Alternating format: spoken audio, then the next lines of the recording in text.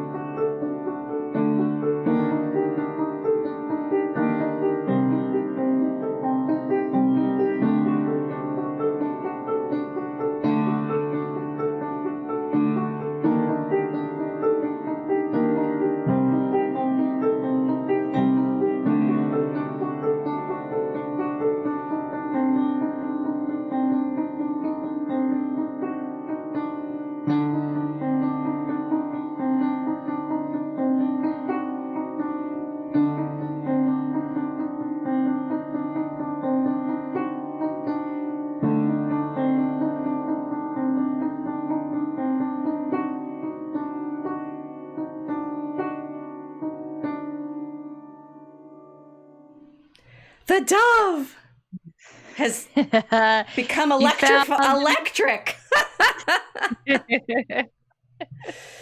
I just walked into the internet. I decided that's it. I'm online all the time. If I'm terminally online, I might as well become electrified. That's where she went. I thought she'd gone somewhere in real space, right? Claims to be out of internet range so that we cannot project images anymore. I think she's just been transformed, transfigured, Columbine. The transhumanists got me. They got me. Well, they sold me on it. Birds are real. It's kilts. No way. Permanently streaming. Yes, I think so. I think I could get used to this rainbow bird. The rainbow bird, I think, is a good look for you. Yes, we'll do.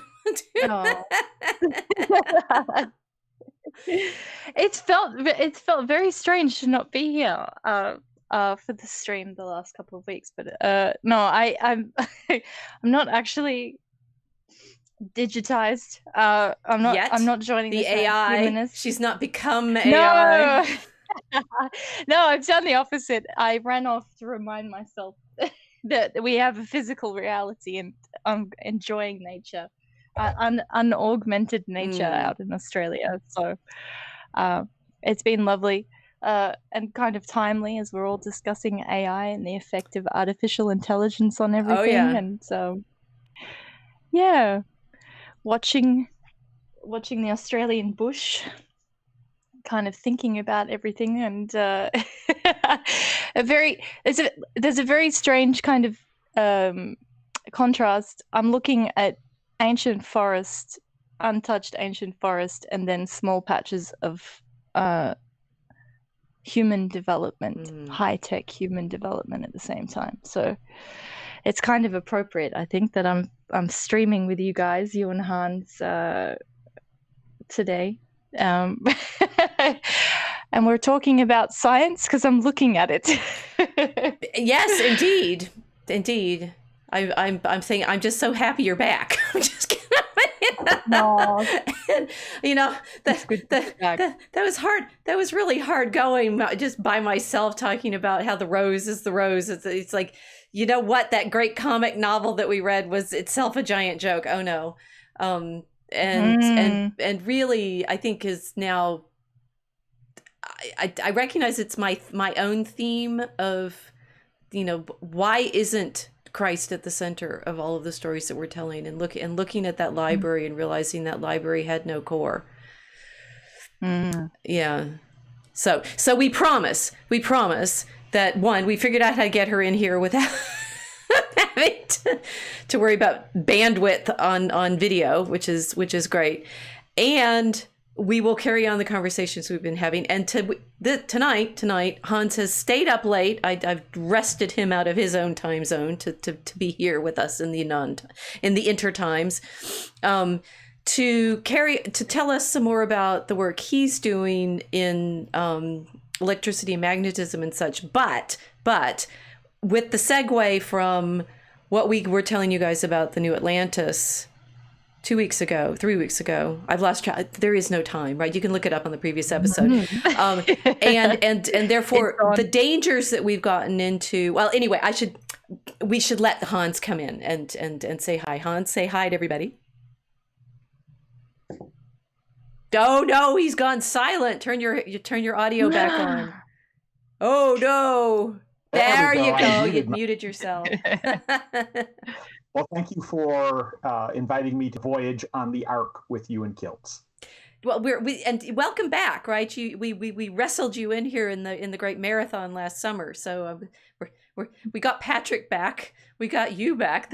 We're gonna have to get Chuck Dixon back too when we talk about AI and art and drawing. So I think there's a theme going on here. Return visitors are good for us, and we will say we have been reminded in the ARC sort of conversations that we've been having in places like Social Galactic that we really need to tell you guys how to join us more easily. Because if you're simply watching here in the YouTubes, no, and we're going to hope to put this to good use tonight with Hans, that if you subscribe to unauthorized.tv, you not only get our videos and everybody else's videos, but when we're live, as we are right now, you get to ask us questions live, right? So this is good. Subscribe to unauthorized.tv through Logos and History so that you can support our work and that we can pay real human artists and not just charge the bots, and be with us in our ongoing streams and searches. If you're not ready yet to take the plunge and subscribe to Unauthorized TV, you can be in touch with us if you join our list and buy our books, please, because then you'll know what we're talking about. Okay, Hans, it's your turn. That Hans is such a good guest that he gave me slides, and it's now you're on slides for the Ark. Hans G. Schantz. I like that. We've got slides for the Ark. Oh wait, that wasn't the title page. I should look. No, he gave us first he gave us a suggested outline, which you are going to ruin us, you realize, by telling people what you're going to say first. They'll never let us off the hook again. Hey, I'm old school. I'm one of those tell them what you're going to say it, and then tell them what you said kind of guys. We're doomed. Why did we let him back? Okay, what are you going to tell us? Well, I thought we would start by revisiting the previous episode that you and Kiltz did by looking at Bacon's New Atlantis and take a look at how Bacon was an inspiration for modern science, but more interestingly, for more modern scientism.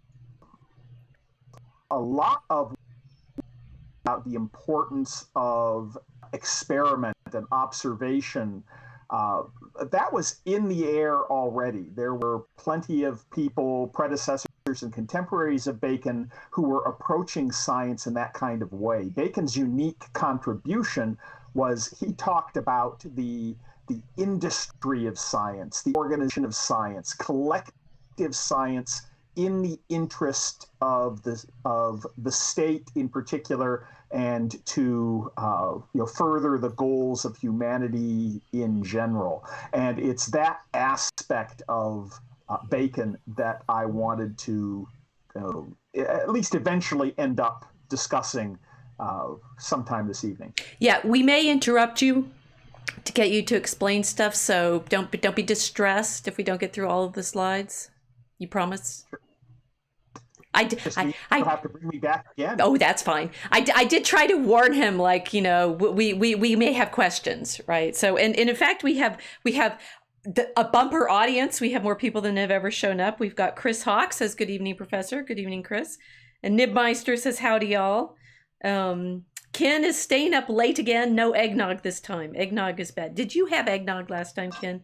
And Mel is here. Aloha, and Casey and Manuel. So everybody's here. Everybody's here. I don't know who else is here because they haven't chatted. So, science versus scientism, right? It's like we have here we have Bacon. It's New Atlantis and modern science, and you were going to tell them what we should have said about the New Atlantis. Well, I think you were taking a little different tact. It's a myth. It's a fable. Come on, you're trying to make it science. Well, I mean, the New Atlantis was a myth. It was a fable, but it was also a blueprint for the kind of organization of science and the pattern of science that Bacon was trying to propose, and that, at least in part, came to fruition with the founding of the Royal Society a few decades after Bacon's death, and was explicitly the pattern that a lot of Englishmen and the British Empire took for trying to make science a tool in their efforts at world domination. So before we started, I was talking about how I'm rereading one of Terry Pratchett's books on the printing press, but knowing that Terry Pratchett started his Discworld series, the Flat Earth on the back of the Turtle series, with the wizards at the university, I still think it's a magical school. The Royal Society, wizards.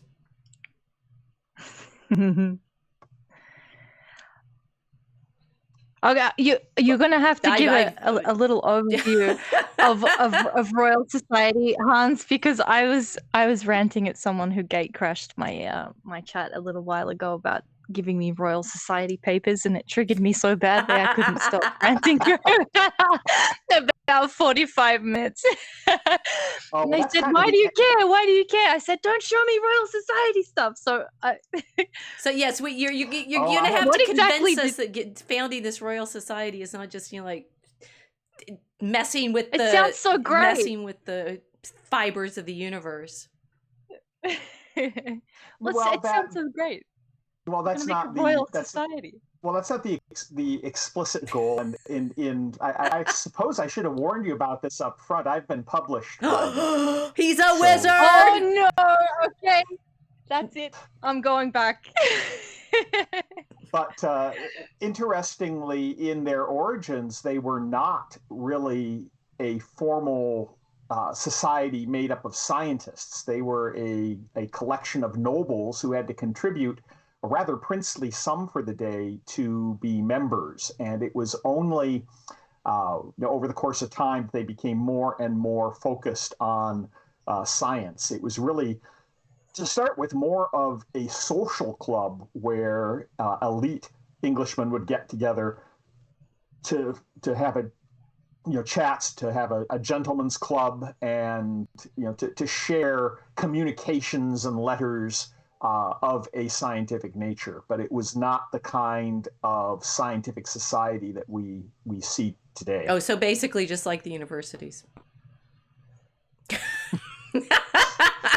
Poor Hans. Okay, so and Rich Royal is it that is actually the founder? Is Charles II? Interestingly, Charles II, like within a month, maybe within weeks of him taking the throne, the Royal Society was founded. So it was something that people were thinking about in the background, and it was all ready to go as soon as the unpleasantness of the English Civil War and Cromwell and all that got put to rest, and there was some civil stability, and Charles II took the throne, and almost immediately thereafter the Royal Society was founded. So it was part of an attempted new beginning for British power, of course, that then got interrupted a couple decades later by the Glorious Revolution. So what you're saying is monarchy is better for science than democracy? You love to put words in my mouth, Rachel. Yeah. Well, Fight back! Come on, this is the Mosaic Ark. What do you think this? You think this is a club?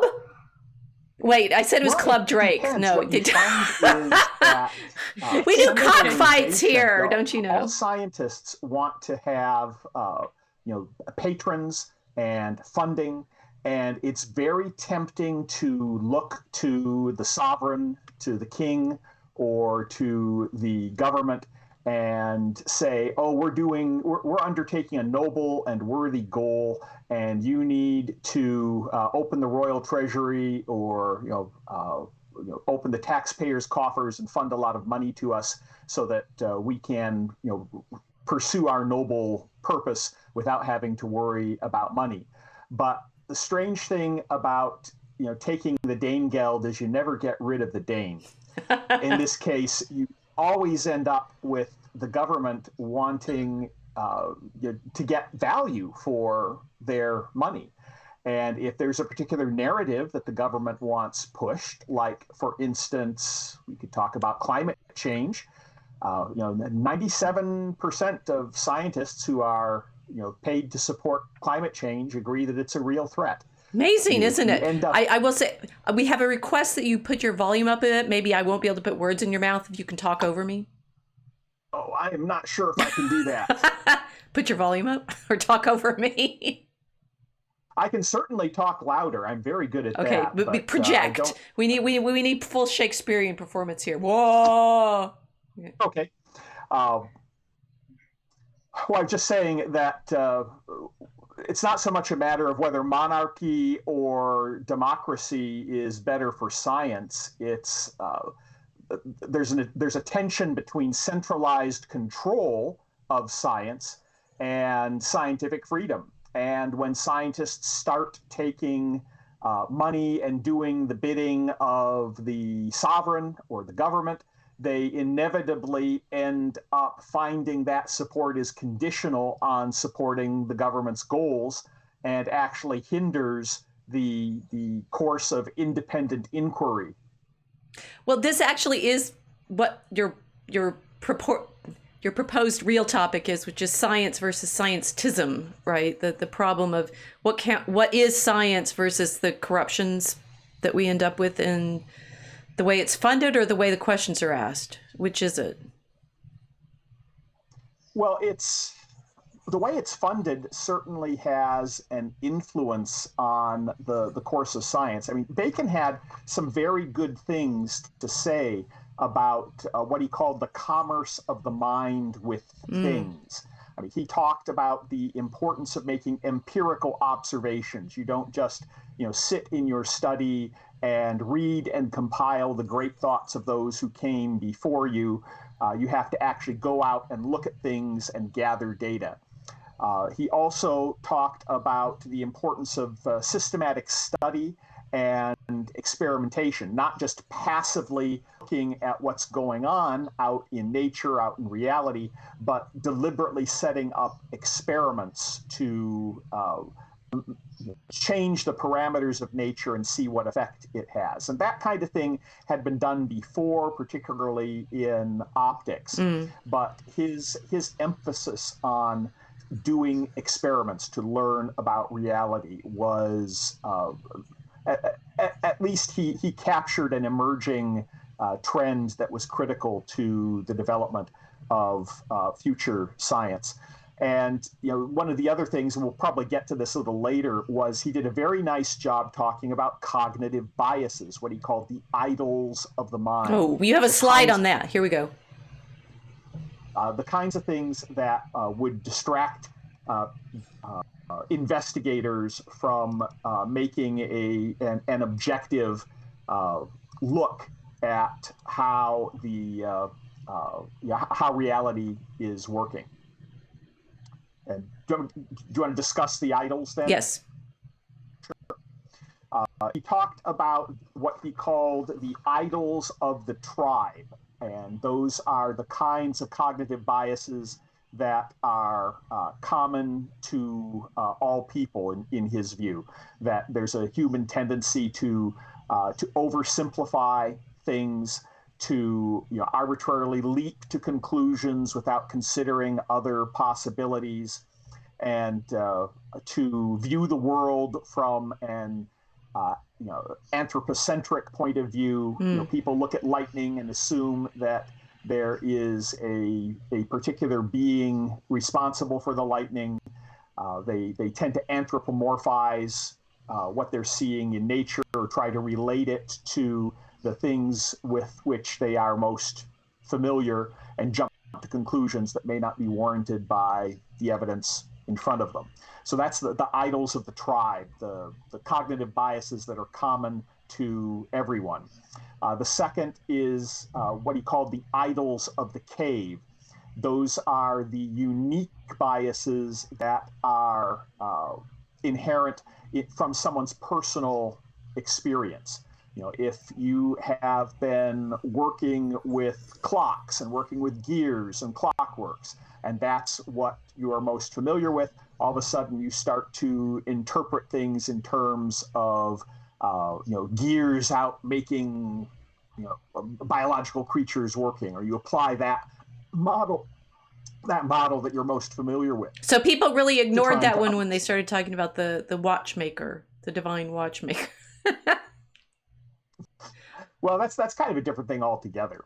But the kinds of things that you get with the idols of the cave are basically confirmation bias. Mm-hmm. If you come to the subject matter with some preconceived notion of how it's supposed to work, and then you just look for the facts that fit your model and your biases, and you focus on those, and you ignore the facts that might contradict or are difficult to explain with your model, and move forward just reinforcing your own prejudices. So that's an example of what he would call an idol of the cave. Okay, so the tribe is human propensities or social propensities that you're likely to go with what you have believed in tradition, or what I mean, is the idols of the tribe going to be things like, I don't know, you mentioned the climate change. Maybe if you help people to see how we're still trapped in all of these. We haven't got is the climate change example you gave the marketplace? Are we getting to that one? Well, it's probably more an idol of the marketplace. Okay, so we'll leave that one. But the idols of the tribe, does that fit with things like the mass formation that we've been dealing with, of when suddenly the group is all believing something, or yeah, that common tendencies that are inherent to humanity as a whole. So mass formation would and that kind of phenomena. The madness of the crowds. Okay. That would be something that would be considered the idols of the tribe. But then it also includes things like, you say, religious belief. Is that going to fit in the idols of the tribe? If you considered the tribe more narrowly within a particular group of religious believers, you might. I think you'd probably interpret that there. I'm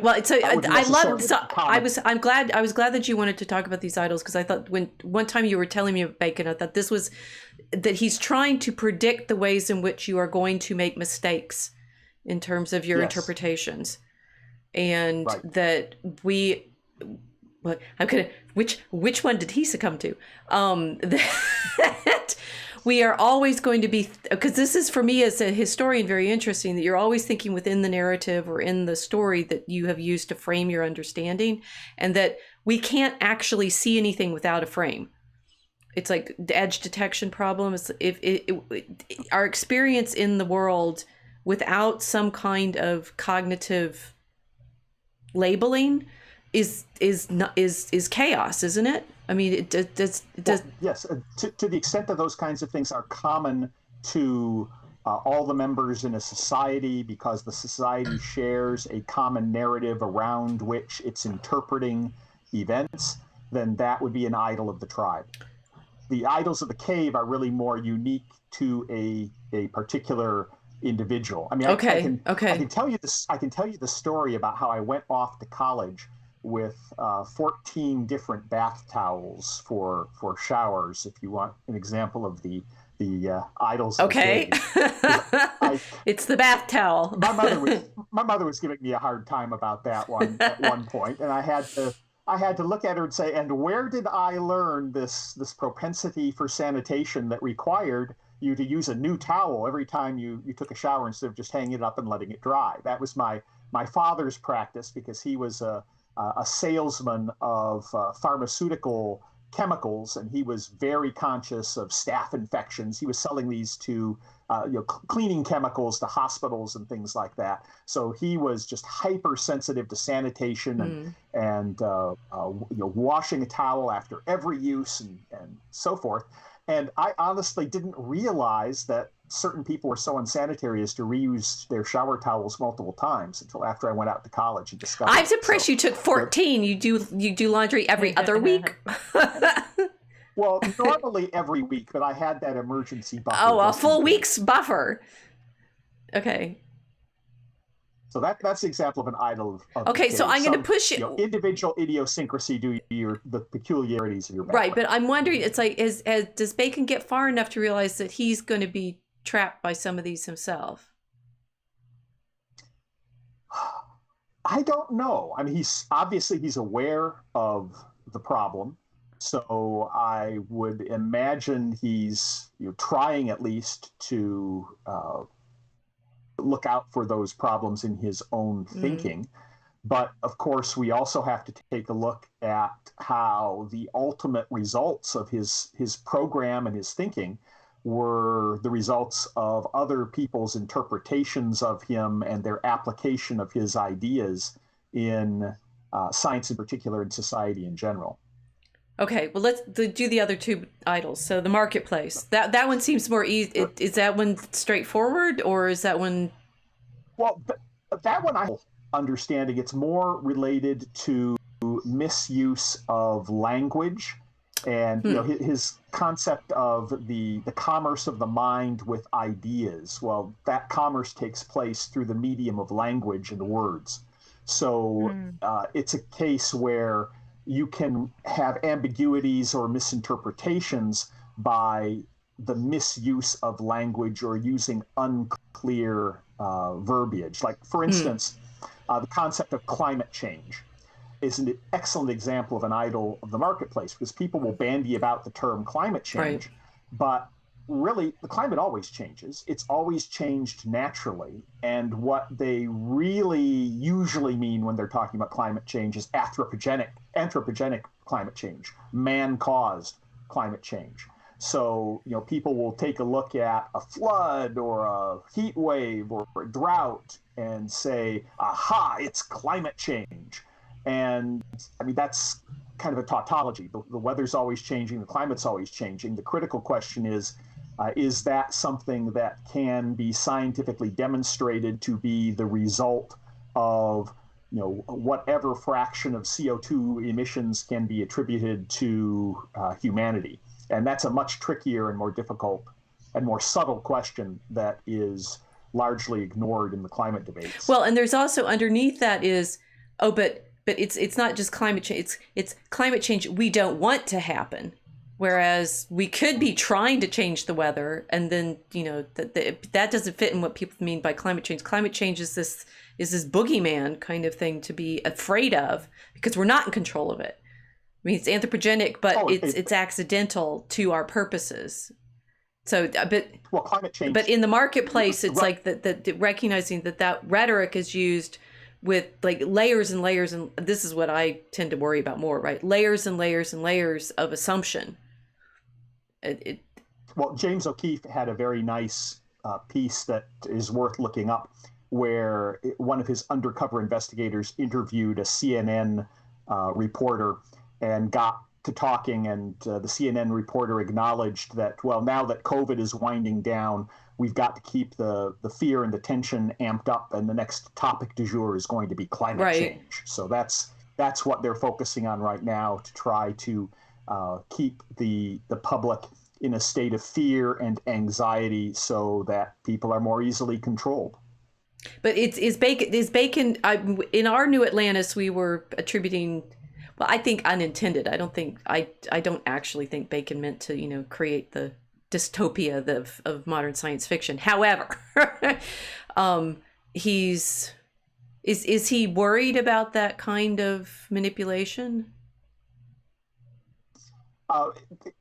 He certainly calls out the possibility of it and is alert to the fact that that kind of manipulation can take place, that these idols of the marketplace are he's basically highlighting the tools that an unscrupulous person can use to try to fool or mislead people in a scientific or in a general context. Okay, so what we're getting to here is that the reason people look to Bacon as the father of modern science is he's trying to clarify how we are not deceived. He's trying to clarify how we get to true knowledge, and these idols are things that get in the way of our being able to see clearly.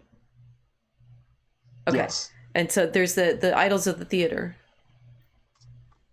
Well, the idols of the theater, and I should have mentioned that's more when you were talking about the religious belief or the propaganda or the dogmas that are accepted by society in general. Those are the idols of the theater, and that's a very interesting connection when you consider the strong evidence that Francis Bacon may well have been the individual who either wrote or at least was responsible for coordinating the people who wrote all of Shakespeare's plays, which I don't know if that's a topic that you want to go into. Well, now that you've mentioned it,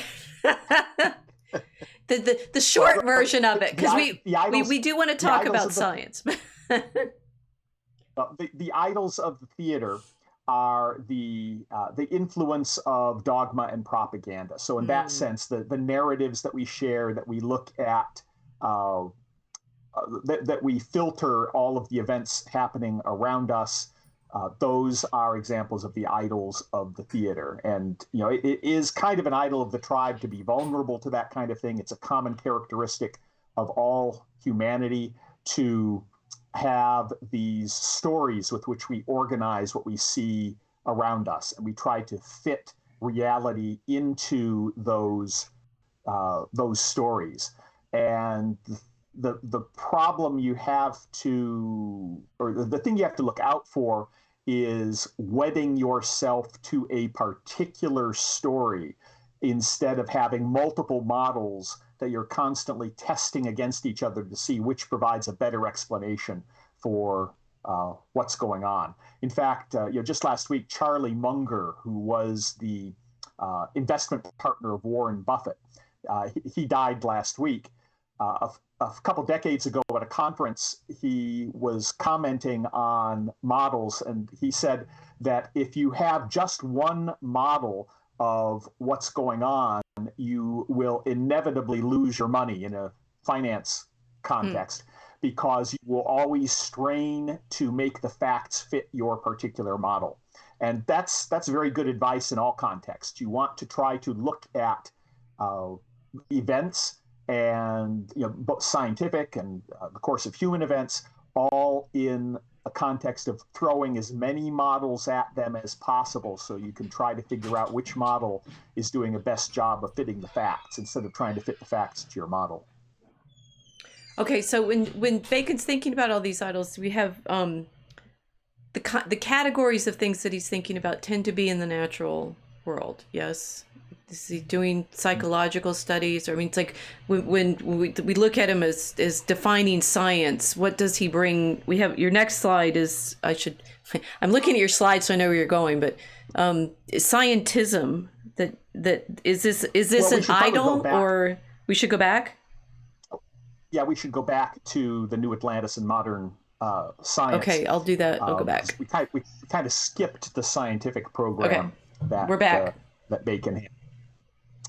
So I was saying that the key thing he brought to bear was making science a collective endeavor. So instead of the lone researcher, in the library reviewing the books of old, or going out into nature and making observations, he wanted it to be a collective endeavor where scientists would have assistants, and that they would work as teams trying to solve these problems and do experiments and so forth. And that was really a novel worldview for the time. He also very strongly emphasized the empirical or the inductive approach to science, gathering facts and drawing conclusions from them. The most trusted and overwhelmingly used mode of science to that point was really more deductive reasoning. And everyone took, for instance, geometry as the archetype of a good, valid science. We start with these axioms. We assume that these axioms are intuitively obvious, and then we deductively infer from those axioms all the principles of plane geometry.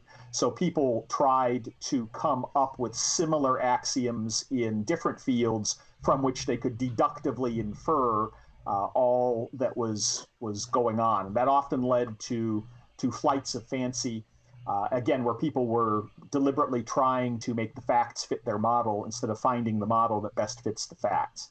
And to Bacon's credit, he revived the kind of original Aristotelian inductive approach to things of looking at the data and letting the data speak and say what's going on instead of trying to impose some preconceived model on the data.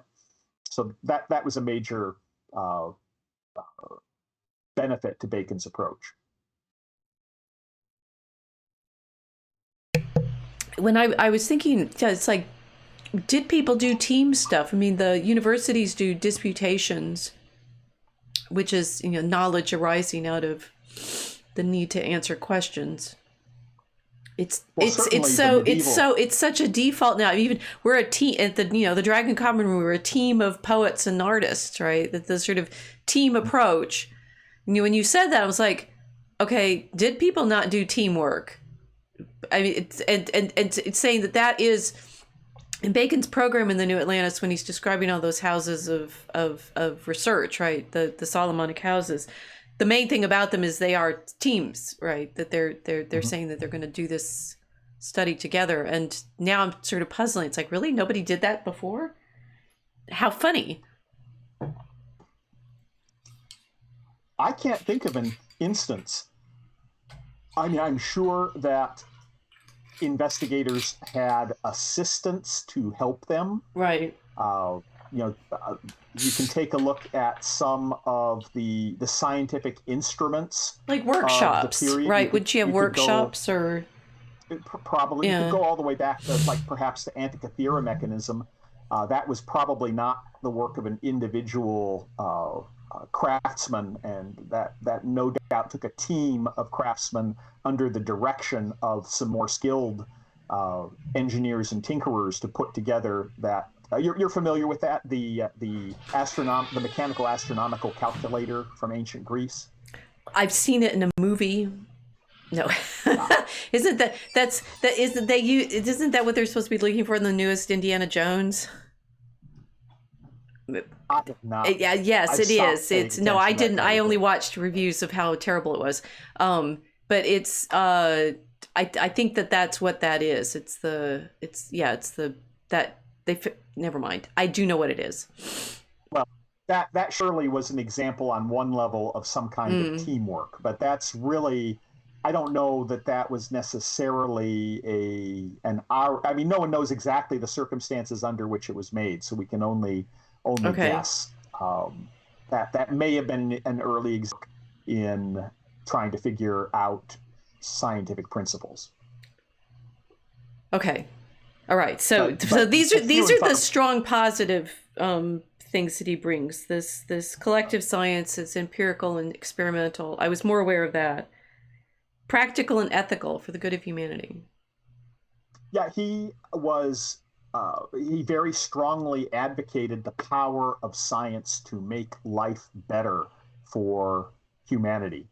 And in fact, his program of having a society guided by the enlightened scientists. I mean, it's kind of a scientist king analogy to Plato's philosopher kings. Bacon thought that the technocrats needed to be the ones who were in charge of society, the deep thinking, wise researchers were the ones best suited to guide the course of society. And those kinds of principles are very much alive and well today in technocracy and in the whole transhumanist movement of then we're in the New Atlantis again. I mean, if he is Casey's saying Shakespeare made a lot of science references, some more obvious than others. If Bacon is behind the plays, which I'll leave just open as a possibility, is we're back at wizards, right? It's Prospero. Well, yeah, wizards who are ultimately responsible for controlling everything that's going on. Yeah. I don't know. Bacon, he just ends up being sinister no matter which way we go. You're gonna have to persuade me otherwise.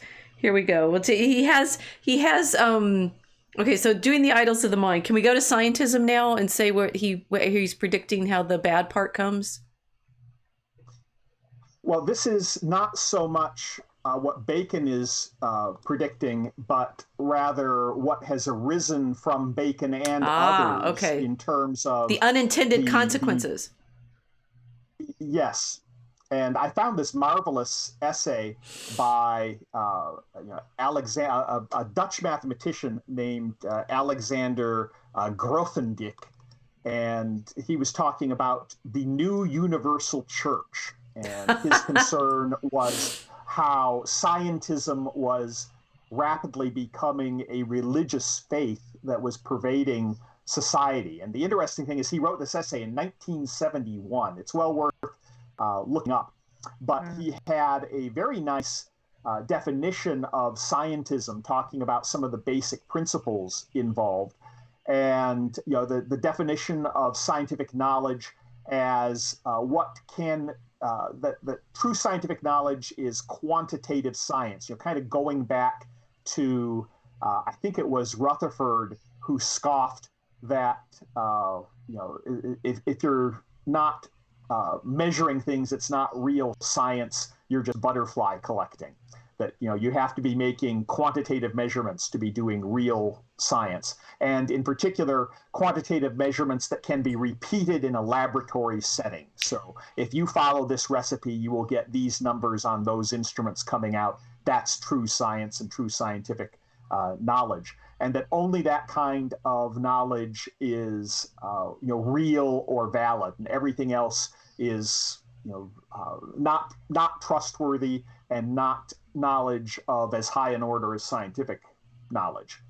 And is this not then? It sounds like so science has become one of these idols. It's what Grothendieck is showing, the degree to which we've made an idol of science. In effect, it's our modern day idol of the theater, if you will. Yeah. That it's the dogma that is widely accepted in society today, and really is a main avenue or rationalization for the tyranny that we're facing. It's the you're led to this very mechanistic view of nature. Everything is instrumental. You have cause and effect relationships. You poke the buttons. You make people do what they ought to do as guided by the experts. There is no free will. There is just guiding people under the influences of their benevolent overlords who know what's best. Well, maybe not for those people, but for society as a whole. And that gets you into the whole, technocratic paradigm. Only the experts are qualified to make the kind of decisions that affect society as a whole, and that only science and technology can solve the problems that face us. So Hans, now I'm puzzled. So is Bacon responsible for this, or is this just an accident of his setup, or where does Bacon fit in your story? Then he's the hero, or is he the villain who's, I mean, I think it's, well, I don't know what his intentionality was, but the what we were trying to talk about in the New Atlantis episode was saying he has projected all of this technocratic rulership. He laid out the blueprint for it. Right. You know, at the same time, he was talking about idols and cognitive biases and the importance of empirical experiment. Whoops. He was saying that those were all tools that the technocrats should use to work out the best solutions in the service of using science to control humanity. I'm not persuaded yet that he's not, the bad Prospero here. Well, he laid out the blueprint for it. Oh, and so we have him say, he's like, "What a little philosophy inclineth man's mind to atheism, but depth of philosophy bringeth men's minds about to religion." Wait, that sounds more promising. That he knows that there's a risk. Well, I think that he definitely he would probably, well, I don't know. He was probably a Christian who would have been appalled at having Christianity replaced with scientism, but he was also certainly a Gnostic who thought Christianity wasn't the whole story, and depending on whose you take, you can see in a lot of his writings precursors to a lot of the Masonic or Rosicrucian ideas of there being these hidden truths, that the Christian fable is what's told to the masses, but there are these hidden Gnostic truths that the masses don't know, that only the enlightened are aware of. And that segues and complements very nicely the whole scientism idea, the idea of the experts who are in possession of the truth and are enlightened, and therefore can do what they want to society as a whole. Yeah, we were right.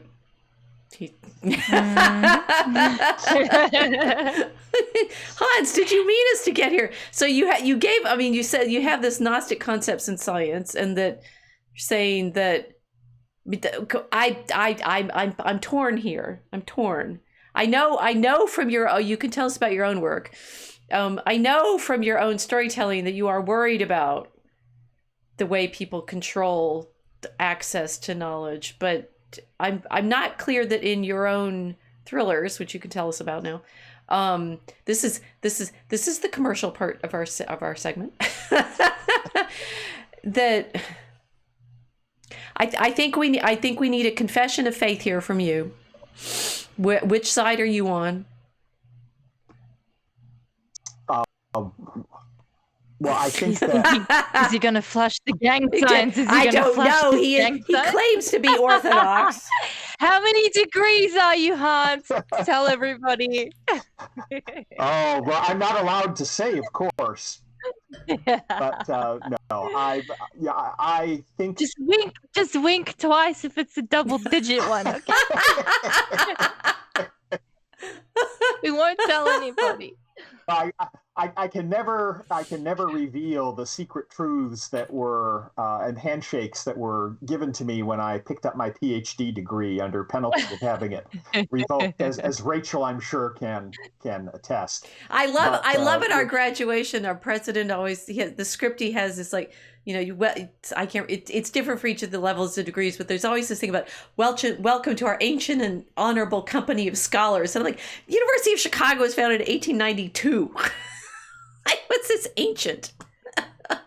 He's trying to attach us to this, this longer narrative, right? Going all the way back to I don't know how far back. Well, just to be clear, I think the modern fixation on scientism is exactly the kind of an idol of the theater that Bacon warned us against. It is very tempting for people to believe that, particularly narcissistic people, that They are among the elite in possession of this hidden knowledge that they know better than all of the other ignorant people who aren't enlightened and don't have this hidden knowledge of the world and how it works. So yes, I do reject that that perspective, and it's fascinating to see how it has corrupted the course of science, because people who have made that kind of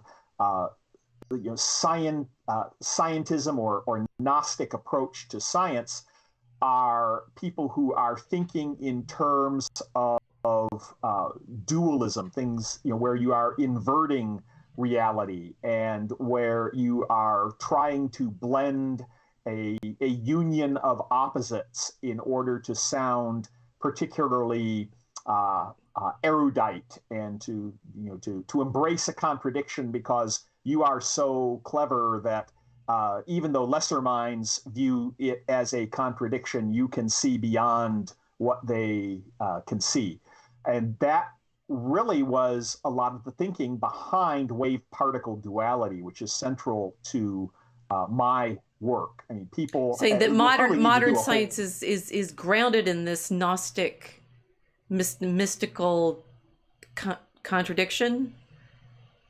It really is. When you take a look at we found your secret purpose now.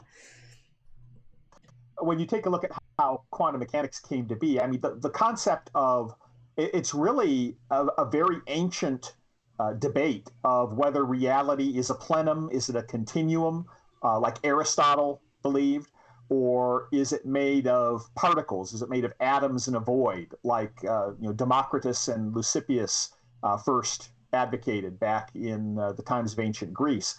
And those two dueling worldviews have gone back and forth. I mean, you can go to Bacon's time. Not long thereafter, you had Descartes talking about reality being a plenum and there being these vortices in the ether, and the vortices were carrying the planets around the sun.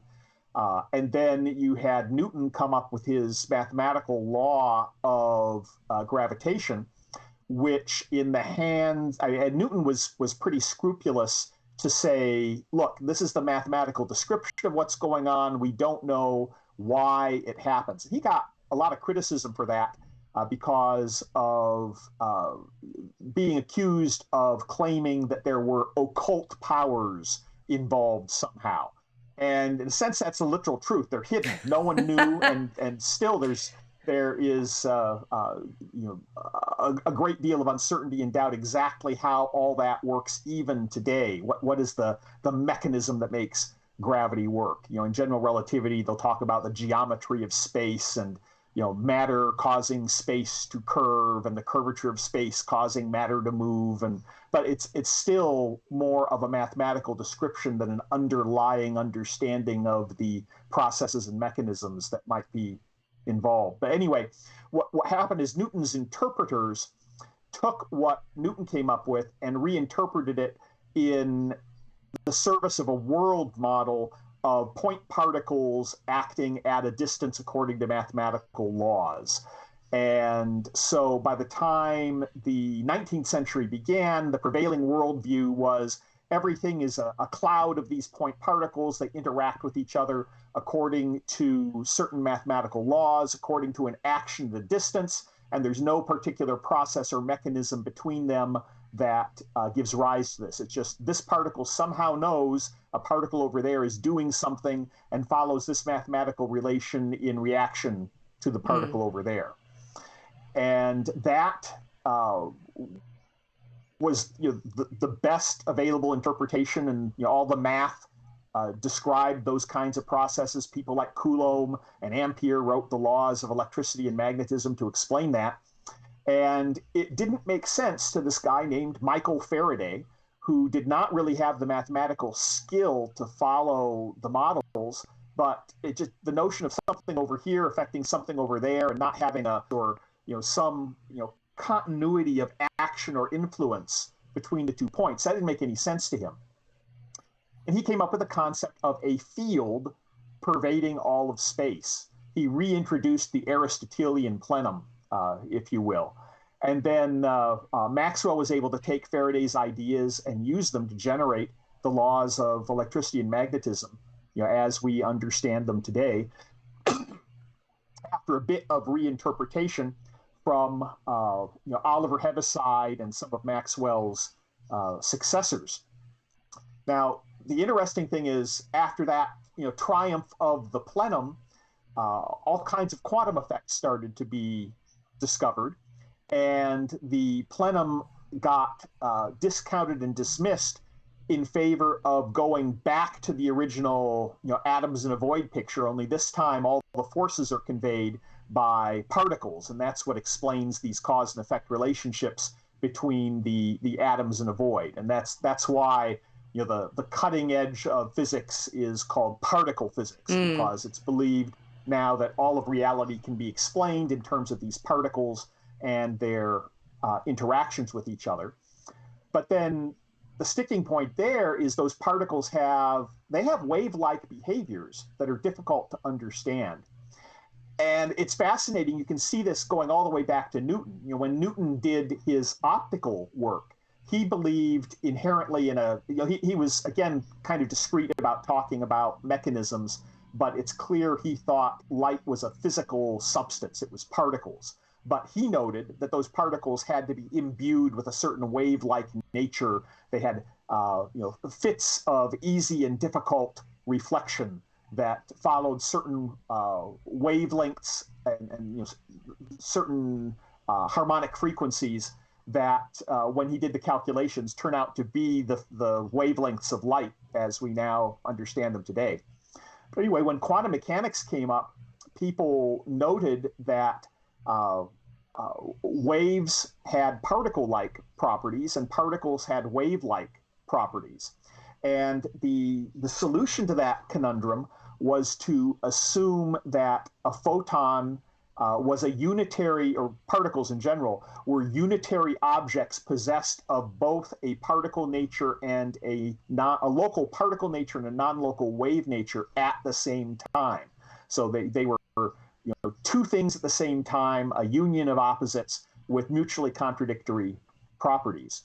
And the key premise of my work is looking at electromagnetism and how energy flows in electromagnetism, and realizing that the waves and the particles are two different things, that fields guide energy, and that if you track the path of energy in an electromagnetic system and the path of the fields in an electromagnetic system, they are going different ways, they're taking different paths, they cannot be aspects of the same thing, they are two different things. And that's really the bottom line conclusion of my work that's really kind of fascinating and novel.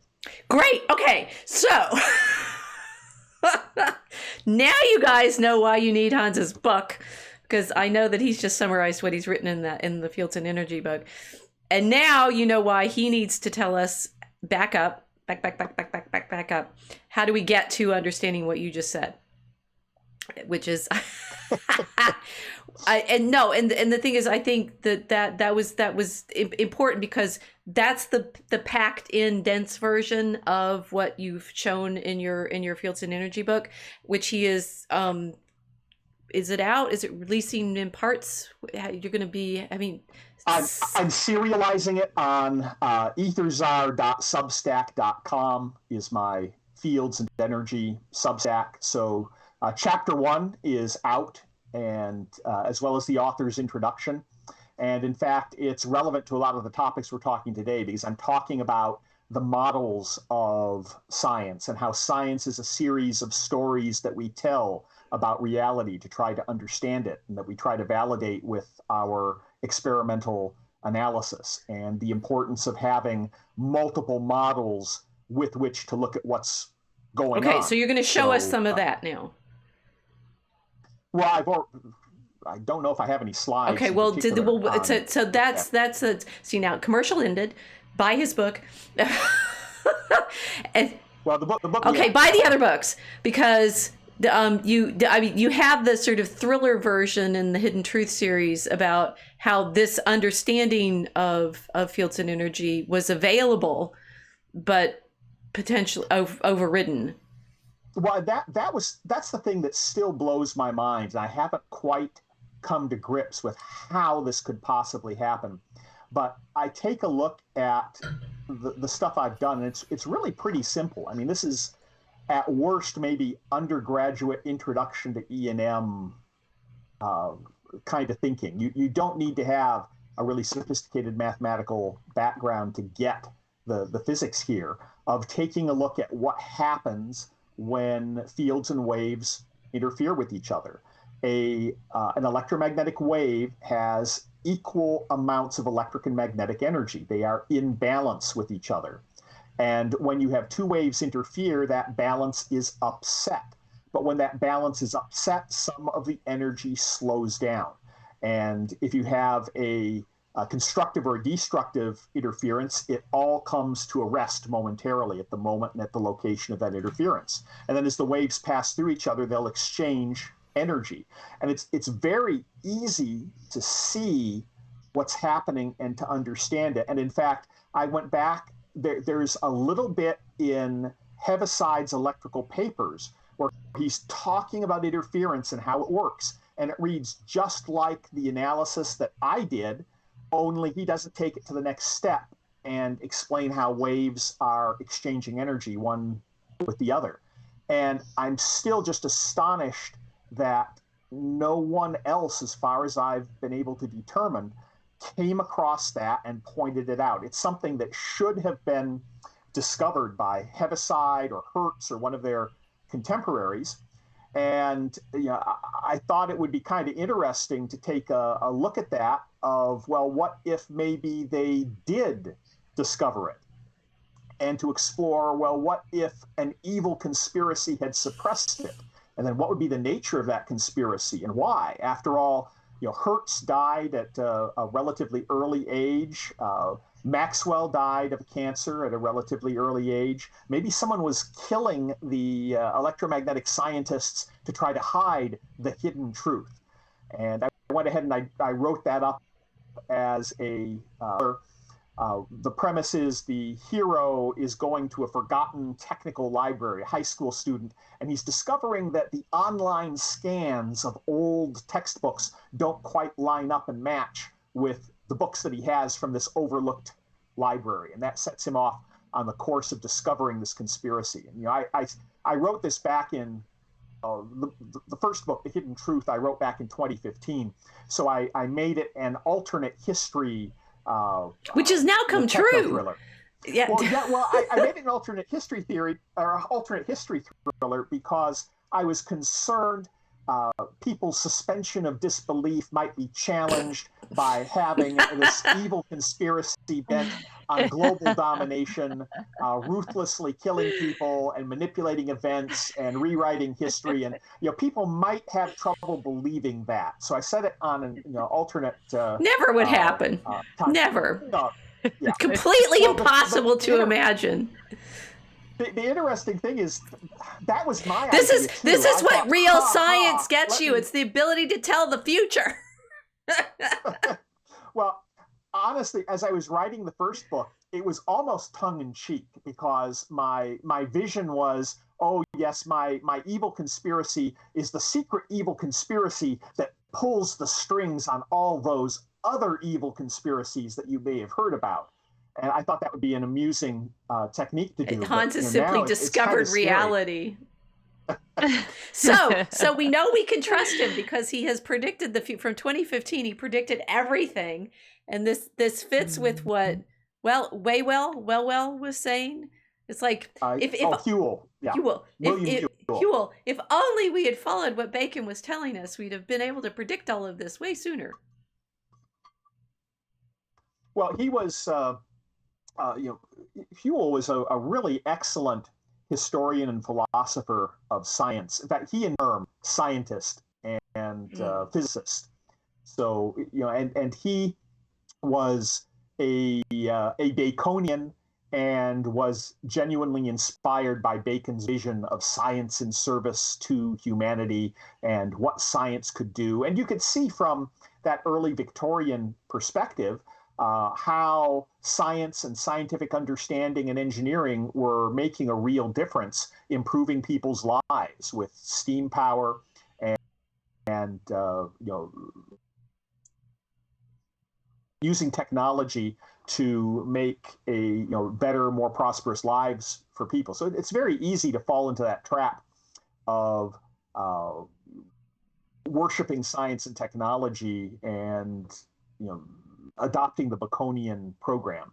So we've been warned by our platform host, Mr. Not Day, about falling into these things, and I'm trying to disentangle the problem here, because on the one hand, Bacon is right in all directions, right? He's right about the possibilities of this kind of experimental science. He's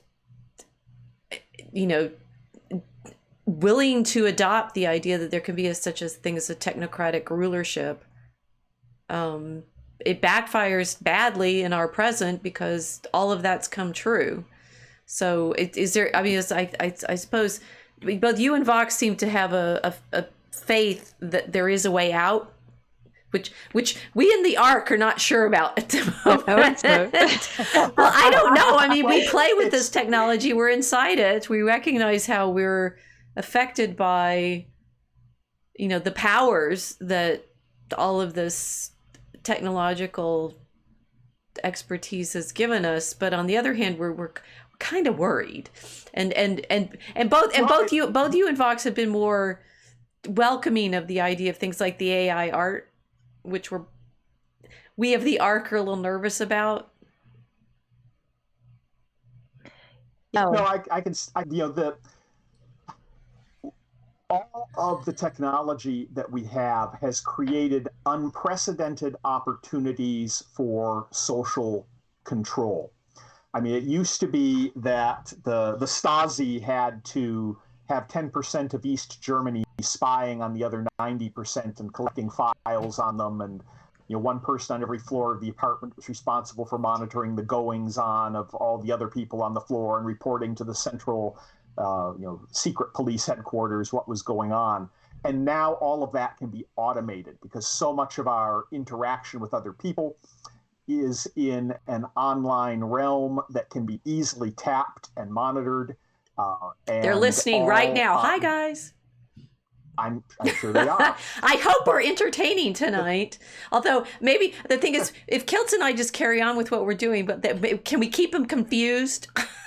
Are they going to figure out what we're talking about, which is God? At the same time as modern technology has made possible this unprecedented level of surveillance and control, it's also made possible an unprecedented ease in sharing information and finding out the truth. I mean, I remember growing up, if you wanted to know what was going on, you had your local newspaper, or you might pay for a subscription to the New York Times or to the Wall Street Journal or some national news source. There were fringe newsletters. You could get Ron Paul's newsletter or politically motivated newspapers from like Human Events on the conservative side, and the communists had their own party newsletter if you wanted to see news from a particular ideological perspective. Now all of those sources of information and myriad more are available at the click of a mouse.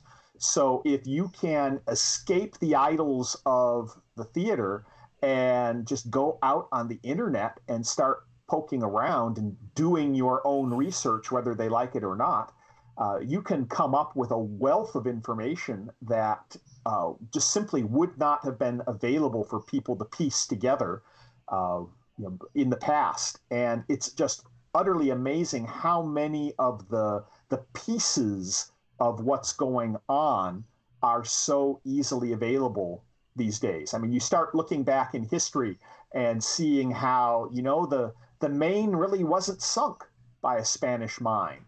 And, the Lusitania, it wasn't just an innocent passenger liner that was torpedoed by the evil, wicked Germans. It was carrying munitions in violation of neutrality. And even today, I was reading an analysis on Pearl Harbor, and it was always pretty clear that America was putting an amount of economic pressure on the Japanese Empire, trying to get them to leave China, and realizing, yes, it's going to lead to war, but that's a good thing because the American people don't want to go to war. Their rulers did want to go to war with Nazi Germany, and Pearl Harbor served as an excellent rallying point to motivate the American people to go to war. Now there's new emerging evidence that the locations of the Japanese fleet were actually known, and that it was known that a Japanese fleet was heading to Pearl Harbor, and yet no warnings were given. So the attack may well have been deliberately invited. Okay, so I noticed something about the examples you just gave. They're all There's a what? theme. There's a theme. Well, there. What theme do you notice? It all seems connected to war. That definitely. It's also history. It's all events. And therefore the problem is, I mean, this is okay. So this I wonder about, Barry, because we've gone from talking about waves and particles and waves and energy to whether or not such and such happened. Are these different different categories of knowledge?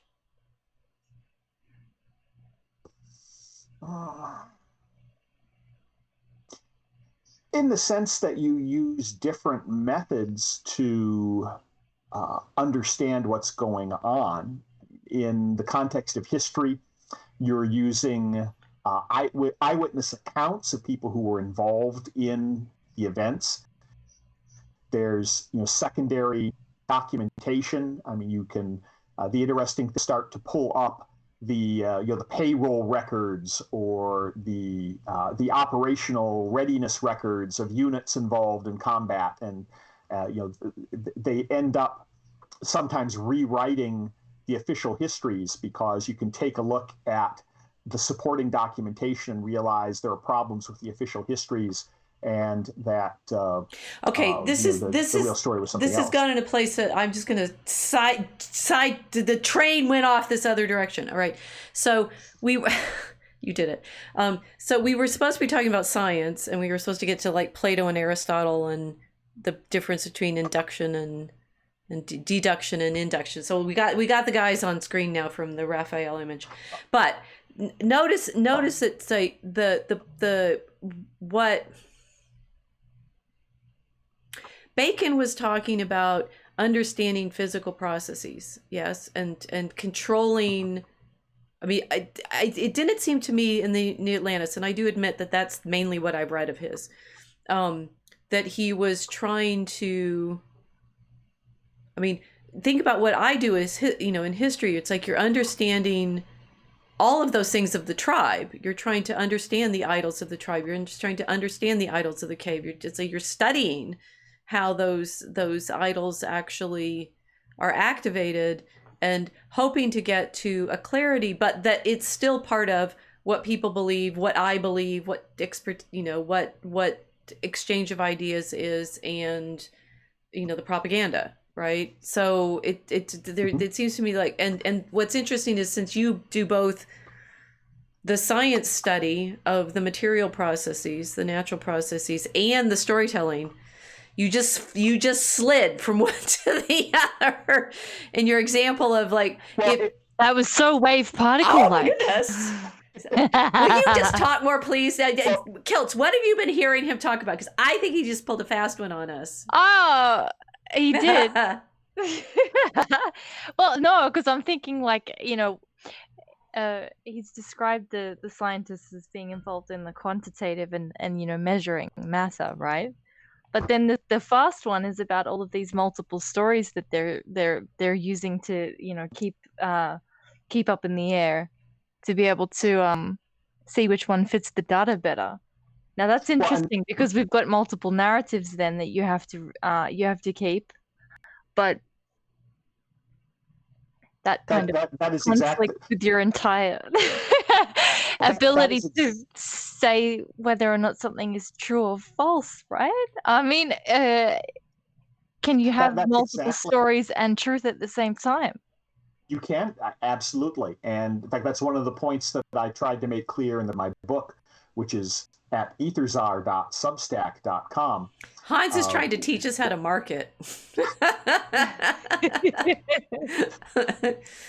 But Aetherczar.substack.com. There. Aetherczar. But science is a series of stories we tell about the world. It's a collection of models that we use to try to organize what we see out in reality. And it's interesting how a lot of the stories that we still use and the models that we still use today, how ancient their origin is. I talked a little bit about the continuum or plenum or field approach versus the atomic or particle approach. I mean, that goes back to ancient Greece. And science has oscillated back and forth between those two extremes. And in the present day, it's come to rest on this sort of unholy fusion of the two in a mutually contradictory way in wave-particle duality. But science has also oscillated between an Aristotelian or inductive observational approach that was first laid out and used by Aristotle versus the more deductive approach that was pioneered by Plato. And that's what the chart about Plato and Aristotle here is meant to show. Okay, are they both true? They are both co-essential aspects of understanding how things work. And you can go on the next slide, you can kind of see how that cycle works. On the internet, these sort of cycles are usually devious, right? They're showing us how we just get caught in this non-knowledge state because of the I think this is idol of theater again. Oh, we have to be very careful to avoid the getting trapped in those idols, or at least if we're trapped in the idol of the theater, to take whatever dogmas we have and try to understand as many alternatives possible so that we can see which of those dogmas best fits the events or what we're seeing. Okay, so we were not going to let you off the hook because you slipped from natural events to historical events. It's all stories all the way down. It's a great sorrow to me that I didn't ever get to meet Terry Pratchett. I think he lived near my father-in-law in Bath, and he lived like nearby, and I didn't get to meet him. The stories take on life of their own and want to be told. No, okay, so Ken in our chat is saying you can't test history. Empirical experiments elude this domain. Which no, but the thing is, we were joking about Hans's Hidden Truth, which you guys really need to read because it's really fun. And totally convincing. I mean, I read it 2 years ago, and it was like reading history that had just happened, which he invented in 2015 as a projection into the future. That if you can, give a character of truth to a story by way of observing how people behave and the likelihood of their behaving in certain ways, and it can feel predictive. That's an interesting sort of thing. I mean, it's like you can predict a likely scenario, and yet we can't figure out what actually happened in the past, except for we can, because it seems like people do behave in categorically explicable ways. So we should be able to look back and say, yeah, people start wars with false flags all the time. We fell for that one. Absolutely. And absolutely right. You can't. There are different methods involved in establishing truth and identifying which model is correct in different areas. In history, no, you can't. Sadly, we don't have the nexus detector that I suppose in my stories, where we can detect the splitting of timelines and possibly interact with alternate timelines to see what happens if events go one way and what happens if events go the other way. I'm really enamored of that concept from a literary perspective because it opens up some really wonderful storytelling opportunities. But sadly, I don't think there's a justification for the whole many worlds view of quantum mechanics. So when we look at history, we're kind of stuck with a linear course of events. So about all we can do is take two similar settings where different things happened and compare one to the other and try to see, well, what might be the causal factors that explain why events went one way here and went the other way over there. Well, with history, we're also dealing with the fact that we have storytellers making the accounts at the time when the events that we think happened, and storytellers lie all the time. I mean, my favorite one is one my colleague Richard Landis, who I also leaned on a lot because of the predictive nature his work had for whether or not people get freaked out by apocalyptic moments. Because they're continually trying to project into the future that the end is coming, because we all want to be at the end of the story, because then meaning happens, right? It's like the end comes and everything collapses into significance, which is very tempting to want to be in on. That Richard's first book was on the completely forged account of the apostolic life of Saint Martial of Limoges, right? Limoges needed its own like apostolic saint because they were in competition with other shrines in the region, and so Adhemar Shaban just made it all up. and that Saint Martial was actually accepted as apostolic for some time until this comes to Mabillon, who I was talking about last week with the reason Echo used him as his Trojan horse to get you to believe in his story, that Mabillon and his contemporaries were the ones in the 17th century that start saying, no, wait a minute, we can compare these different accounts and they don't match reality. I mean, storytellers do it all the time. They make up events. Well, even in the context of just like you did. Science. Well, in the context of science, many times people will knowingly use incorrect models because they work well enough for the purpose in a particular context. I think you have a model here. You have a model here. There's retrograde motion and a deferent and an epicycle. Oh, you're free to use the slides. Those you're already into my backup slides. Here we go. The course of what I was. Well, what I was talking about. He gave them to me beforehand. You realize, so I know where we go. Maybe we've got planetary motion now. Ooh, I like the spirograph. Can we go to the spirograph? I like that one. Okay. Well, the spirograph epicycles versus I wanted a freewheeling open discussion. You're forcing you me. Gave me an order of slides. The point that I was making, that I wanted to make, that had these slides to support, was just showing the wealth of scientific thinking and models from the pre-Baconian era. If we go back to that original slide showing the deferents and epicycles, it's basically showing how the planetary motion was modeled and interpreted. Aristotle, his understanding of geometry was not all that great. All they had at that point was lines and circles. And so Aristotle, in his physics, thought that terrestrial motion was linear and celestial motion was circular. So how do we explain the motion of the planets? Well, it must be a lot of circles. And to their credit, the Ptolemaic model and the people who modeled the solar system that way did a remarkably good job modeling the solar system.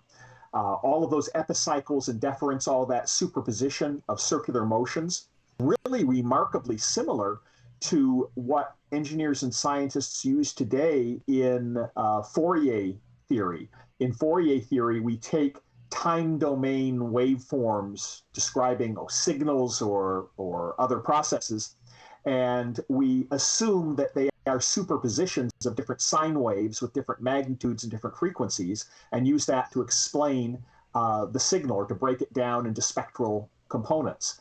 And that's really what the Ptolemaic system was doing. It was taking planetary motion and breaking it down into the superposition of circular motion. So I think it doesn't get as much credit for sophistication as it should. It looks more sophisticated, like all these like spirography things. This Copernican, is that the Copernican one? The sun at the center, that's way too simple. It is way too simple. It's also grossly inaccurate. And when the Copernican system came out with all of its pretty circles, it looked like a pretty. See, this is generations of students have been lured into thinking that the Copernican system was more accurate because it got a better picture. And no, it was. You still had to add the little circles and the deference and the epicycles around the planetary motion in order to correct for the motion in the Copernican model. It wasn't. You mean Galileo was wrong? Okay, now we can do freewheeling. Did we go to the moon? No. You invited it. Well, but that's the thing.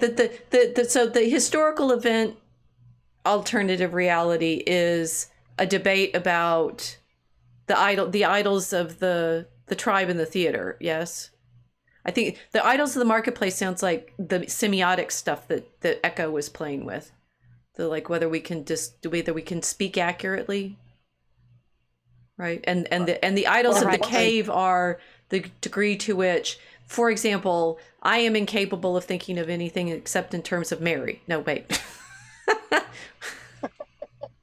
It all ends up at her eventually. It's fine, right? Whereas the moon one is both a historical event and a likelihood of physical action. So, well, I think there's a tendency, once you realize that people lie and that people have fed you false narratives to try to control you, there is an immediate assumption, a leap to, well, what if they're all lies? And you end up with your whole flat Earth thinking. Interestingly enough, although I am not a flat earther, I really like talking with a lot of flat earthers because in many cases they're more honest and using better modes of thought than the round earthers who are saying, well, all smart people think the Earth is round, and all the authorities say it's round. Who don't really understand the rationale and the evidence behind their conclusion. They're just taking it on. They're idols of the tribing. Yeah. Yeah, the flat earthers who are shining their laser beams over the surfaces of lakes. I have a lot more respect for than the round earthers who are making appeals to authority. In fact, I put the anecdote in the first chapter of my book about what happened at the first hydrogen bomb tests, where scientists wanted to have an unobstructed line of sight to the heart of the fireball for their instruments to make their measurements. So they had Navy engineers construct a pipe over the course of about 4 kilometers, like maybe 2.5 miles or so, to go out to a bunker where all the instruments were. And the Navy engineers constructed the pipe, and then the scientists complained, the pipe's not straight, you can't see through it. And when they checked the calculations, it was because the Navy engineers made the pipe level instead of straight. And the curvature of the Earth was enough to raise the pipe in the middle. So they had to bow the pipe down just a little bit in the middle to restore a straight line of sight out to the side of the fireball. So, and that's really the kind of experiment you have to do if you want to test Earth's curvature, because there's all kinds of interesting diffraction effects you get when you start trying to shine beams of light through air that has temperature gradients and things like that. But what really got the Copernican model going was, Tycho Brahe took a whole bunch of very, very detailed, very accurate measurements of the planets. And his successor, Johannes Kepler, took a look at that data and started trying to organize it. And he had this fascinating preconceived model of the Platonic solids that he thought explained what was going on in the next slide. And he was trying to fit the data to fit this preconceived notion of how he thought the orbits must be arranged. And ultimately, he realized that there's no way those orbits can be circles. So he started thinking outside the box and realized that they had to be ellipses.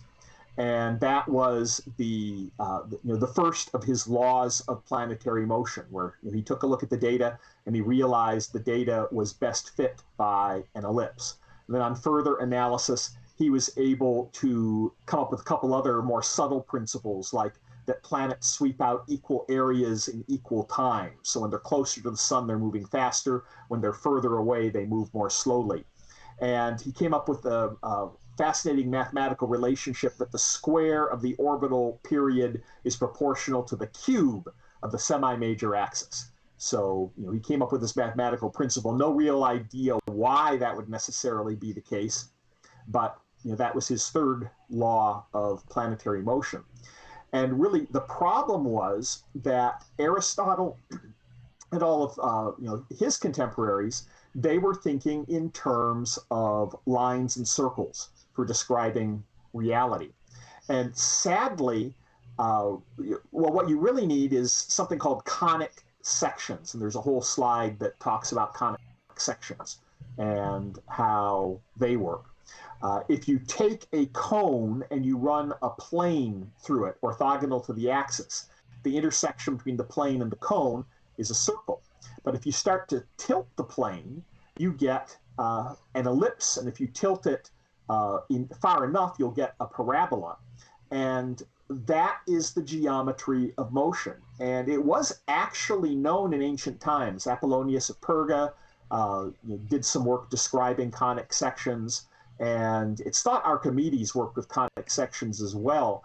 But that knowledge was not widely available. It was largely forgotten, and it had to be rediscovered. And it wasn't until that was rediscovered that the physics of motion could really be mathematically understood and analyzed. In the next slide, you see an engraving. I forget whether it was a book on artillery or an artillery handbook or what the nature of the work it came from is. But you can see how there's a picture of how a cannonball fires. And when it's close to the Earth, why, it must follow terrestrial motion and be moving in a straight line. But then it gets far enough into the heavens that it follows a circular path. And then as it's coming closer to the Earth, it resumes a terrestrial straight line motion. And so that was what was called the three-part model of how artillery shells were fired, which of course was a very important military technology of the period, trying to make range tables. So much powder makes the shell go so far, and so forth.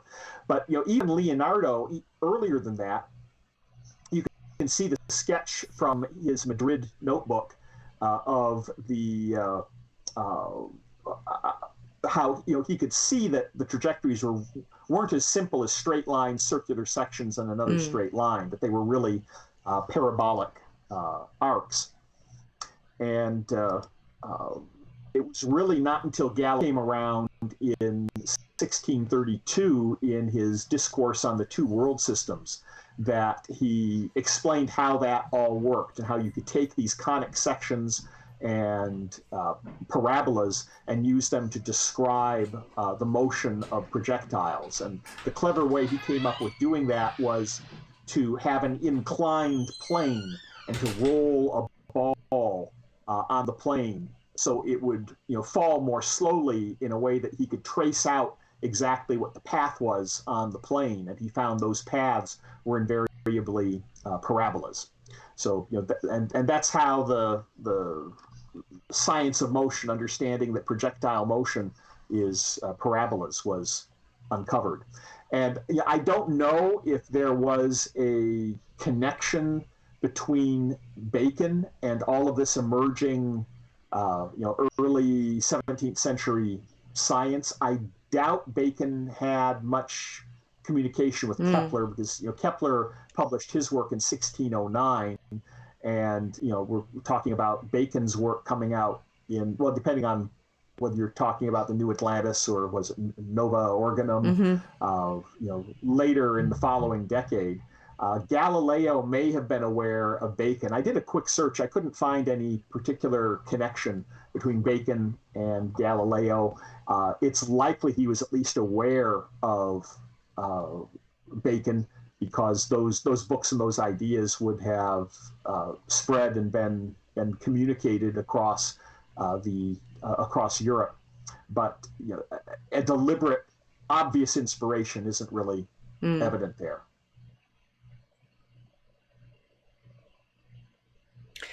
So sorry, Hans. So what you've basically just described there is like everyone in the world thinking in terms of 2D, and then suddenly having this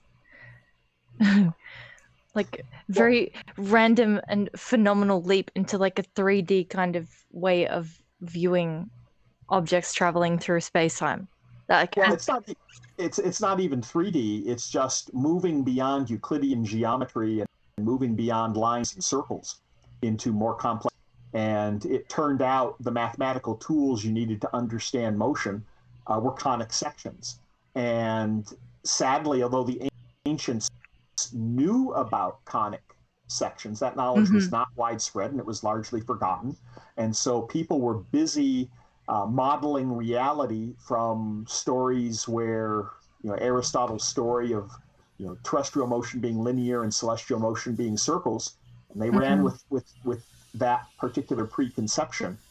And it wasn't until Kepler made the breakthrough that, hey, these orbits could be ellipses, that the correct geometry was discovered. And of course, it was Galileo who was experimenting and made one. I guess the earliest telescopes were made in the Netherlands, but Galileo heard about it and was able to construct his own pretty soon thereafter, and observed what he called them the Medicean satellites. Yeah, that's because he was doing Idols of the Theater there by well, he was playing up to his to his potential sponsors.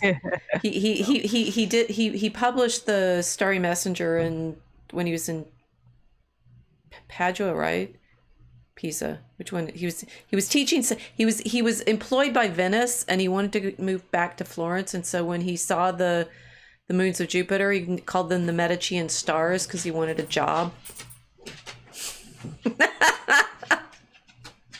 And it worked. But then he ends up back in Florence, and there the Grand Duchess Christina is actually, friends with a bunch of Dominicans, and they're a little more suspicious of him, and etc. But of course, this is a classic example of how the Catholic Church was anti-science and denounced these new discoveries of Galileo, and were trying to suppress the emerging science to fit their preconceived religious worldview, right? No.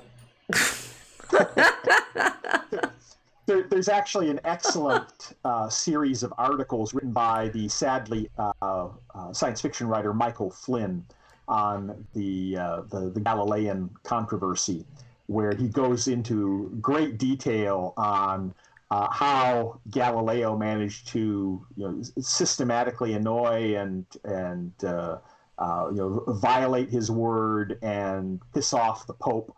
Particularly when you portray the Pope as being a simple-minded fool in your discourse on the world systems, that doesn't go over very well. Well, it's not just the Pope; it was his friend. So if we talk about, it's like we're caught in the internet wars right now of everybody ending up at odds with whoever they were on the platform with last. Galileo did that, yes. Okay, so we have some more time here. And we got through all your slides. I was actually wanting to make sure that you got to make the argument that you wanted to. Are we worried about science? I mean, we brought up a number of examples of ways in which the idols, which I think for me was always the very interesting thing. The Bacon's, he's aware of the problem of, you know, the way our preconceptions and storytelling distort our ability to see what's going on in the natural world. But I will seize the conversation for a minute and go back to something that came up when I was talking about Echo, right? That he sets up his main character, William of Baskerville, as if he's the scientific observer who is able to, you know, use eyeglasses and understand humor and such, and deduce. It is deduction, right? He sees the guy go to the bathroom and he says that's where the bathroom is. That is. Am I doing it right? Is it? That's. No, I think that's not induction. He's looking at the facts. And I get it completely backwards. Okay, so he's inducting that the horse is named Brunellus because is that deduction or induction? Which is it?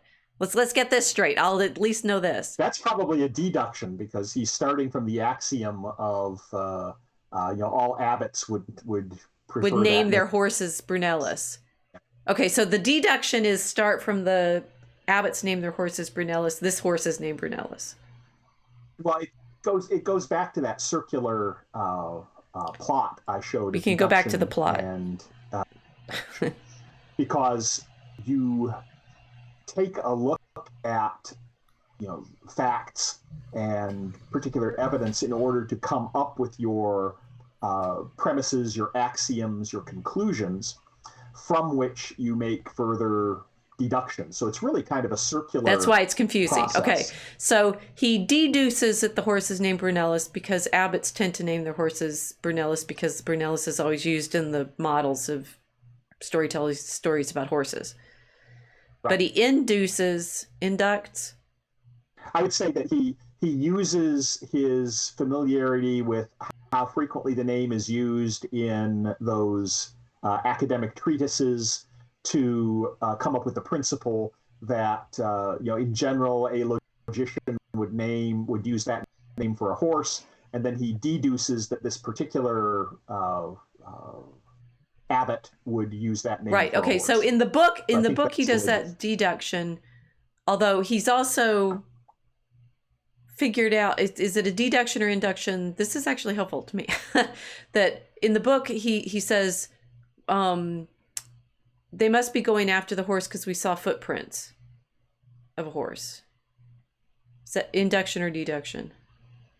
That is taking observations and facts and drawing conclusions, and that's induction. Okay, so he uses both, which is okay. Yeah. So he inducts that there is a horse, and deducts that the horse is named Brunellus. Yes. Okay. Very good. That was helpful.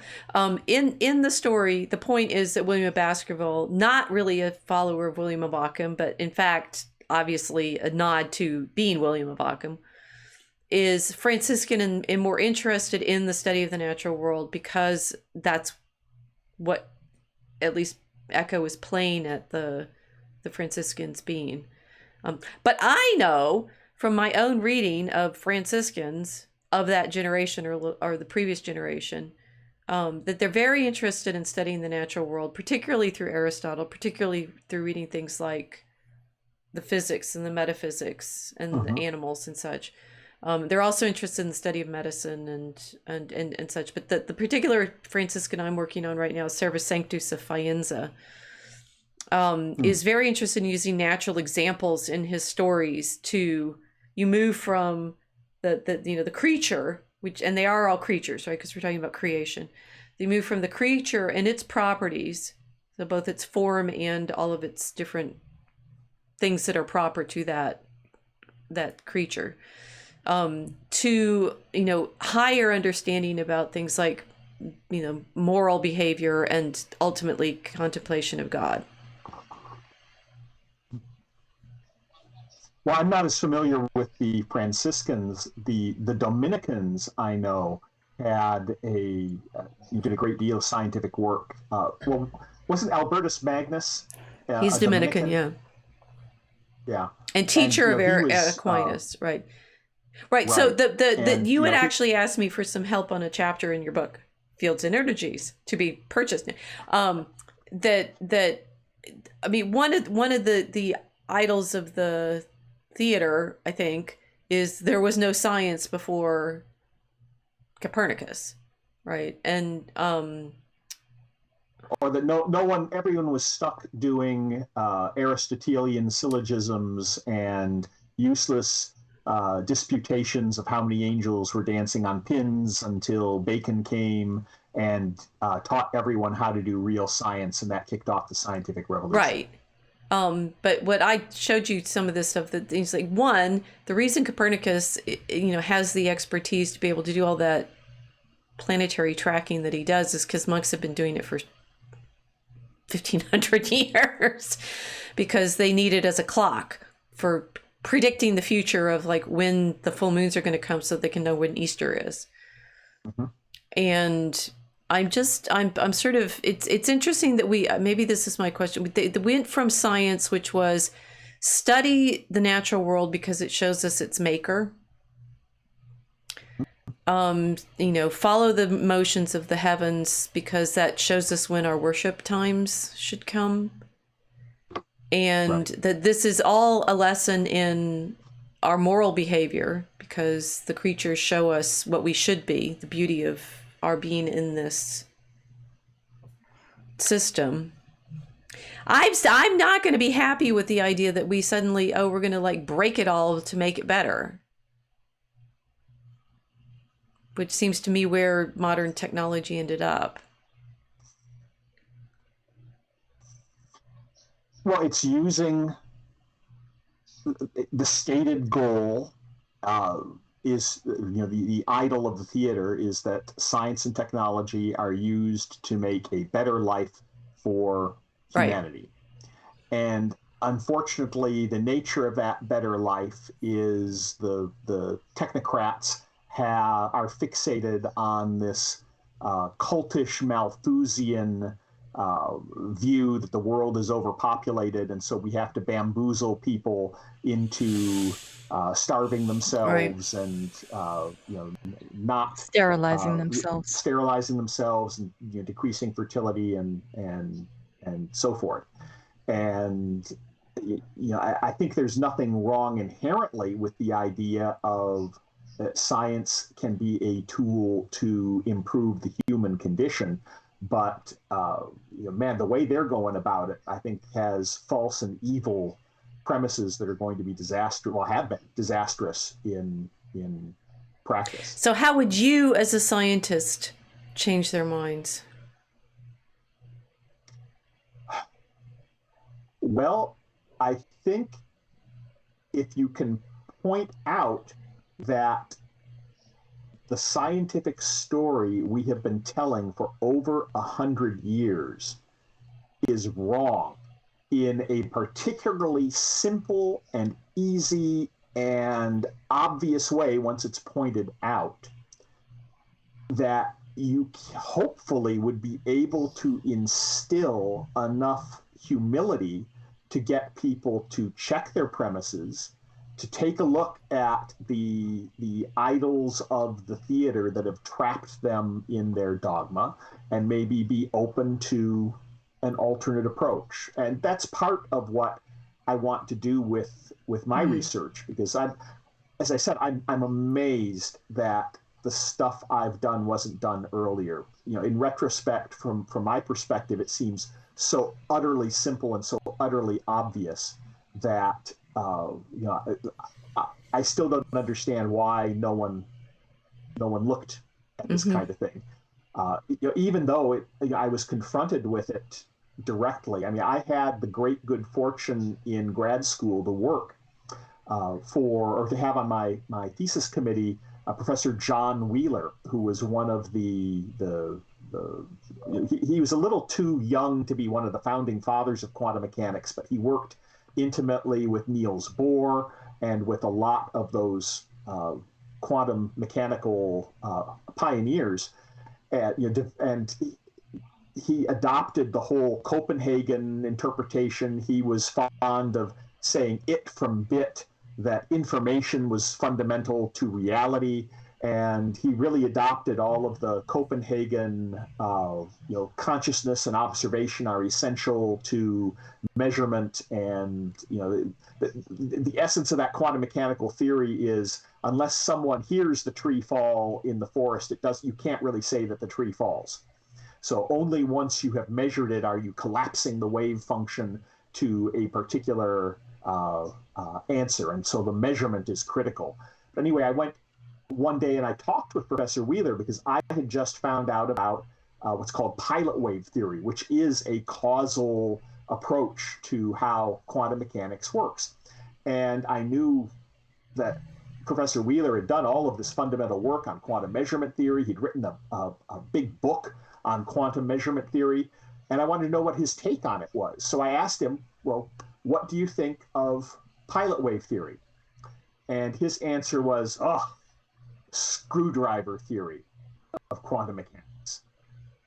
And I'm quite sure what he meant by that. So I asked him, well, have you written a paper, or is there a section in one of your books, or where could I go to learn more about your analysis of the pilot wave theory and why you don't like it? And he paused a moment and looked away, and then he looked back at me and he said, I really ought to look into that someday so I can tell what's wrong with it.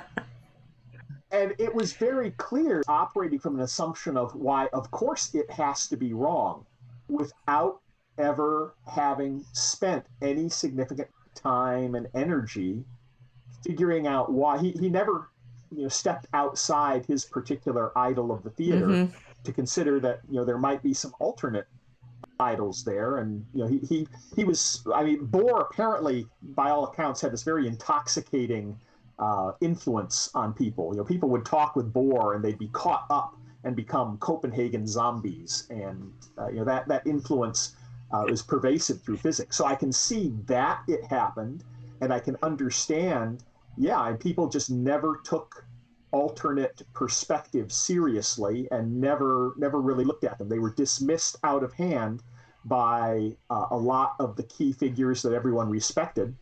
So I can see that it happened, but I'm still at a bit of a loss to understand why it happened and how the stuff that I've done could have been overlooked for so long. So that's part of why I'm fascinated by digging into Bacon and to the history of science to try to understand those questions and to understand, how do you go about changing people's perspectives on their fundamental models through which they are interpreting the world. It's almost like the cult surrounding the narrative, the cult surrounding the scientific narrative. So trying to change someone's perspective is to reread the story or to read another story. It's similar to getting people in or out of a kind of cult devotion, isn't it? Yes, it's critically important to read lots of different stories. It's important to have different models through which you can try to interpret the events so that you can understand which best fits the facts. And that's the case in science as well as in history. Trying to understand what's going on. If you lock yourself into any particular narrative, you will be picking and choosing from the facts and taking the facts that support your narrative and rejecting the facts that call your narrative into question or that can't easily be fit into your narrative. And and that's when you fall into error and mistake. So this would be science versus scientism. Yes. Yeah. We did it. And well, Bacon has a lot of good things to say about that. If you want to dig into Bacon more, I really have to give a strong shout out to Robert Frederick, who does the Hidden Life is Best podcast. You can go to his website at thehiddenlifeisbest.com. I first heard about him through a podcast he did with James Dellingpole on the Delling Pod. It was just absolutely excellent, the scope of his thinking. And if you want to understand why it's likely that Bacon wrote Shakespeare, how Bacon was probably deeply immersed in Freemasonic rituals, and Freemasonry became publicly known in England, and how Bacon was probably also one of the originators of the Rosicrucian movement, which is effectively an early precursor to modern day transhumanism. Bacon really was at the center of an effort. He wasn't just a father of science. He really was, in many respects, very likely the father of modern day scientism at the same time. I knew it. He's explicitly in his writings in the New Atlantis, which you've already gone over, you can see how he's a kind of technocratic worldview of science being used as a means of controlling and guiding society. Oh, wait a minute. And we were right all along. The Gnostic strikes again. We did it. We did it. Okay, so I promised to let you go to bed sometime before. No, if you have to go to bed right now to get your midnight, right? No, I'm fine. I took a nap. Oh, okay, you could take a nap. Well, thank you all for joining us. This is the biggest audience we've ever had, because Hans got his groupies here too, which is good. And we should say you need to subscribe to unauthorized.tv on Logos and History, so that the next time you can come in and ask Hans questions through our chat, and you can support us, and you can support his work. I've got his Aetherczar screen up right now, all of his links, and we're all multiply connected out there in the interwebs, because we believe in evangelizing the light. Thank you. Well, I do have one final piece of advice for you and for our watchers here. Keep calm, make physics great again. Yes. Thank you so much for coming back, Hans. We have yet more to talk about. You'll be back. We promise. We'll bring him back. All right. And Kilt, you better be here next week too, because I ain't doing this on my own again. Oh no! Now I know the Rosicrucians have started the transhumanism, and I got to come back. I got questions. Yeah, we got questions. I need to know if I actually need to get uploaded to the internet, or if that's or if I avoid it. We will find out. Thank you all for joining us. Good night.